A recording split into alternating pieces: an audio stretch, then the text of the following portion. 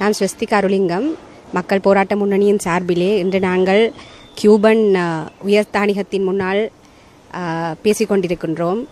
நாங்கள் கியூபன் உயர்ஸ்தானிகத்துக்கு இன்று நாங்கள் ஒரு கடிதத்தை மக்கள் போராட்ட முன்னணியாக ஒரு கடிதத்தை சமர்ப்பித்து இன்று கியூபன் நாட்டிலே நடந்து கொண்டிருக்கின்ற அமெரிக்காவினால் போடப்பட்டிருக்கின்ற இந்த இந்த எம்பாகோக்கு எதிராகவும் இன்று கியூப மக்கள் முகம் கொடுத்து கொண்டிருக்கின்ற பொருளாதார சிக்கல்களுக்கும் பொருளாதார சவால்களுக்கும் எதிராகவும் நாங்கள் எமது கரிசனையை இந்த கியூபன் எம்பசி ஒஃபீஷியல்ஸுக்கு வந்து நாங்கள் தெரிவித்திருக்கின்றோம்.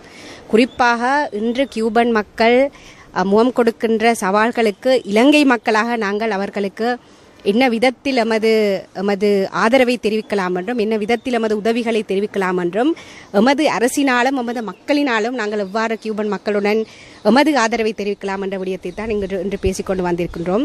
இதற்கான பிரதானமான காரணம் உங்களுக்கு தெரியும். கியூப நாட்டை பொறுத்த மட்டிலே கியூப நாடானது, கியூப அரசானது, கியூப மக்களானது இலங்கை மக்களுடன் நீண்ட கால ஒரு நட்புறவை ஏற்படுத்தி வந்த ஒரு நாடு. நமக்கு பல சிக்கல்களான வேளைகளில், உதாரணமாக நமக்கு மருத்துவ நிபுணத்துவம் தேவைப்பட்ட வேளைகளிலே கியூபன் அரசாங்கத்தினால் நமது இலங்கை நாட்டிற்கு அவர்களது மருத்துவர்களை அனுப்பி எமக்கு உதவி செய்துள்ளது. அதே போன்று உலகம் பூராக, அது ஆப்பிரிக்க நாடுகளாக இருந்தால் என்ன, லட்டின் அமெரிக்க நாடுகளாக இருந்தால் என்ன, கியூப நாடானது 1960களில் இருந்து இந்த அமெரிக்காவானது கியூப நாட்டின் மீது ஒரு தடையை விதித்திருந்த போதிலும், ஒரு பொருளாதார தடையை விதித்திருந்த போதிலும் அவர்கள் தொடர்ந்தும் இவ்வாறான மூன்றாம் உலக நாடுகளுக்கு அவர்கள் தமது உதவிக்கரங்களை நீட்டி வந்திருக்கின்றார்கள் என்பது குறிப்பிடத்தக்கது. எனவே கியூபா நாடும் கியூபா மக்களும் எமது நண்பர்கள், அவர்கள் என்று இந்த சவாலை முகம் கொடுத்து கொண்டிருக்கின்றார்கள். இப்பொழுது நாங்கள் பலர் கருதுகின்றோம் இது கியூபா நாட்டில் நடக்கின்றது, அமெரிக்கா போன்ற நாடுகளுக்கு எதிராக எமக்கு ஒன்றும் செய்ய முடியாது, எனவே நாங்கள் ஆயத்தை பார்த்து கொண்டிருக்க வேண்டும் என்று தான் நாங்கள் பலர் கருதி கொண்டிருக்கின்றோம். ஆனால் முதலிலே அமெரிக்காவானது வெனசுலாவுக்கு செய்தது போன்று, அதன் பின்பு முதலாவதாக பலஸ்தீன நாட்டிற்கு செய்தது போன்று, அதன் பின்பு வெனசுலாவுக்கு செய்தது போன்று இப்பொழுது கியூபாவுக்கு செய்து வருகின்றது. எனவே இவ்வாறு மூன்றாம் உலக நாடுகள் ஒவ்வொன்றாக அமெரிக்கா உட்பட, ஐரோப்பிய நாடுகளும் அமெரிக்கா உட்பட இவ்வாறான நாடுகள் எம்மை தமது பெருவிரலுக்கு கீழேயே வைத்திருக்க எத்தனித்துக் கொண்டிருக்கின்றார்கள்.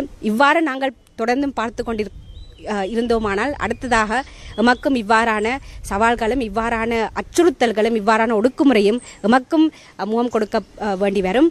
அவ்வாறு வரும் பொழுது எமக்கு பேசுவதற்கு யாரும் இருக்க மாட்டார்கள் என்பதையும் நான் சொல்லிக்கொள்ள விரும்புகிறேன். எனவே நாங்கள் இன்று பேசிய விடயம், இன்று கடிதம் மூலம் கொடுத்த விடயம் என்னவென்றால், கியூபன் மக்களுக்கு நாங்கள் இவ்வாறாக இந்த பொருளாதார நெருக்கடியின் மத்தியிலே, குறிப்பாக எண்ணெய் இல்லாத ஒரு காலகட்டத்தில், எமது நாட்டில் கூட இவ்வாறான ஒரு காலகட்டம் இருந்தது, அப்போது அறகலிய போராட்டம் வந்தது.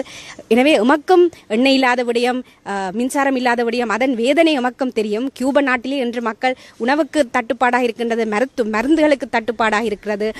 குறிப்பாக கேன்சர் நோயினால் பாதிக்கப்பட்டிருப்பவர்களுக்கு அவர்களுக்கு மருத்துவ சிகிச்சை கூட செய்ய முடியாமல், மின்சார தட்டுப்பாட்டினால் மருத்துவ சிகிச்சை கூட செய்ய முடியாத செய்திகள் வந்து கியூபா நாட்டிலிருந்து வருகின்றது. எனவே இந்த மக்களுடன் நாங்கள் நிற்கின்றோம்.